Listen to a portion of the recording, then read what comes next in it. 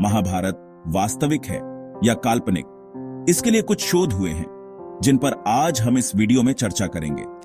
लेकिन कुछ भी बताने से पहले मैं एक महापुरुष को जरूर याद करना चाहूंगा। ये स्वर्गीय बृजबासी लाल जी हैं, जो एक मशहूर पुरातत्वविद थे जिन्होंने अयोध्या और महाभारत पर बहुत काम किया है। ऐतिहासिक साक्ष्य दूं और इनका नाम न लूं तो ये बेमानी होगी, इसलिए पहले इन महापुरुष को नमन करते हुए मैं आगे की बात रखता हूं। तो शुरू करते हैं इनके ही कामों से। इसी काम के लिए इनको पद्म विभूषण भी मिला है।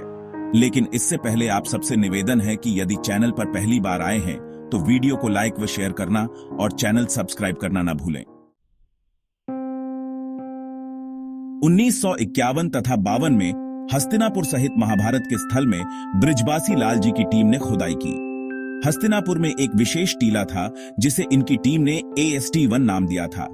उस खुदाई से हमें वहां 5 अलग अलग समयों में बसी बस्तियों की जानकारी मिलती है। आइए धीरे धीरे इनके बारे में जानने का प्रयास करते हैं, जिससे महाभारत की गुत्थी कुछ सुलझती नजर आएगी। पहला कालखंड। इस समय के बर्तन चिकनी मिट्टी और बालू की कई परतों से बने हुए मिले हैं।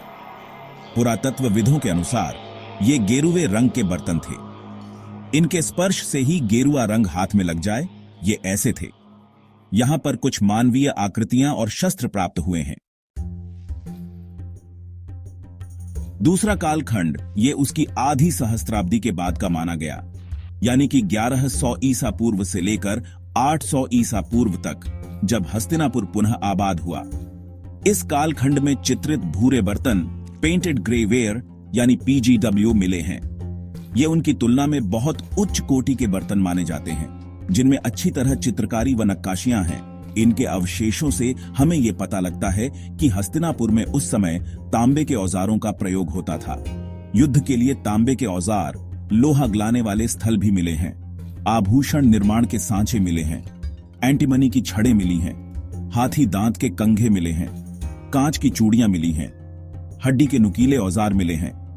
ज्यादातर आवास तो मिट्टी के मिले, लेकिन भगवनपुरा के कुछ अवशेष मिले हैं जो बताते हैं कि वहां 13 या कई मंजिलों के मकान थे। भट्ठी में पकी ईंटों से उन्हें बनाया गया था, जो समय के साथ नष्ट हो गए। खेती और पशुपालन जीविका का मुख्य आधार जान पड़ता है। सबसे महत्वपूर्ण बात यह कि इस कालखंड में चौसर की गोटियां बहुत मिली हैं, जिससे यह जान पड़ता है कि चौसर यहां का मुख्य खेल होगा। अस्थियों से बनी गोटियां भी पाई गई हैं और महाभारत में भी जिक्र आता है कि शकुनी के पास हड्डियों के बने हुए विशेष प्रकार के पासे थे।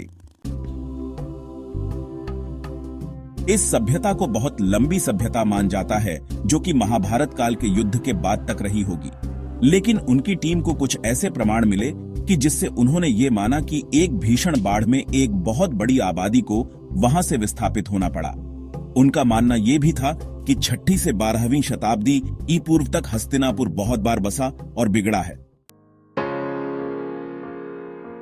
डॉक्टर बीबी लाल जी ने केवल हस्तिनापुर ही नहीं, बल्कि अहिक्षत्र, काम्पिल्य, मथुरा, बागपत, बरनावा, कुरुक्षेत्र, पानीपत, इंद्रप्रस्थ जैसी और भी जगहों पर भी उत्खनन किया।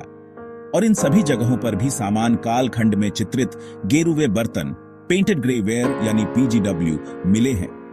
यानी हस्तिनापुर की पहली वाली सभ्यता वहां भी विद्यमान थी। एक तो ये सभी स्थल महाभारत कालीन हैं और वहां जो कुछ भी मिला वो सब हस्तिनापुर के AST-1 टीले की खुदाई में मिली चीजों से मेल कर रहा है, यानी हर जगह एक सी सभ्यता। अब इन सबको महाभारत कालीन साहित्य से भी जोड़कर देखते हैं। महाभारत में उल्लेख मिलता है कि राजा निचक्षु के समय में बाढ़ आई थी, जिसके बाद उन्होंने हस्तिनापुर को छोड़ कौशांबी को अपनी राजधानी बनाया। अब यदि ये बात सच, यही तो जिस कालखंड में हस्तिनापुर में एक संस्कृति समाप्त हुई, वही संस्कृति कौशांबी में उसी कालखंड में आरंभ होनी चाहिए। इसलिए लाल साहब ने कौशांबी में भी खुदाई की, जिसमें पता चला कि कौशांबी की सभ्यता के शुरुआती दौर में भी वहां चित्रित भूरे बर्तन पाए जाते हैं और कालखंड भी अनुमानित ही निकला, यानी दोनों सभ्यताएं एक दूसरे की पूरक निकली। अक्सर लोग ये बोलते हैं कि तुम्हारे महाभारत के क्या प्रमाण है, तो जनाब अब आपके लिए भी एक जानकारी बता दूं कि कौशांबी के राजा उड़ियान, जो कि निचक्षु के वंशज थे, महात्मा बुद्ध के समकालीन थे। आपके बौद्ध ग्रंथ स्वयं इनके अस्तित्व को स्वीकार करते हैं। राजा उडियान ने ही गौतम बुद्ध को कौशाम्बी में निमंत्रण दिया था और बुद्ध ने इसे स्वीकार भी किया था। वायु पुराण के अनुसार कौशाम्बी में निचक्षु से लेकर उडियन तक 22 शासक रहे हैं। यानी कुछ वैदिक लोग पुराणों को बिल्कुल झूठ कहते हैं, वो भी यहां गलत साबित हो रहा है। यह चित्र शुंग कालीन कौशाम्बी से प्राप्त एक टेराकोटा का है, जिसमें राजा उड्डीयन हाथी पर चढ़कर वाशवदत्ता का अपहरण कर रहे हैं। मेगस्थनीज ने भी महाभारत का जिक्र अपनी पुस्तक टोलोमी में किया है, जिसका अंग्रेजी भाष्य मैकटिंडेल ने किया है, जिससे पता चलता है कि यमुना नदी के क्षेत्र पर पांडव वंशों का शासन था। उनकी राजधानी मथुरा थी। इससे सिद्ध होता है कि महाभारत मेगस्थनीज से भी प्राचीन है।